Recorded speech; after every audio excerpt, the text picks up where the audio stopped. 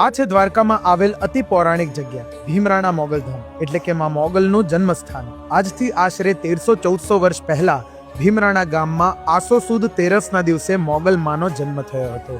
મોગલ માએ સાક્ષાત મહાકાળીનો અવતાર હતા. મોગલ માના પિતાનું નામ ચારણ દેવસુર ઘાંઘણિયા અને માતાનું નામ રાણબાઈ માં હતું. આ માત્ર મંદિર નહીં પરંતુ માનું જન્મસ્થળ છે. મોગલ માને મૂંગી આઈ, માગલ આઈ, રાધેશ્રી આઈ, શિરોમણી આઈ જેવા અનેકો નામથી પણ સંબોધવામાં આવે છે. માં મોગલ ધીંગો ધણી અને માં મોગલ માને બાપ, સૌ તાજા સાજા સુખી એ માં મોગલનો પ્રતાપ.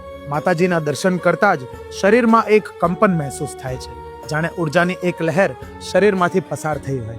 મોગલમાં માત્ર ચારણ કે ગઢવી કુળના જ નહીં પરંતુ 18 વર્ણના આઈ છે.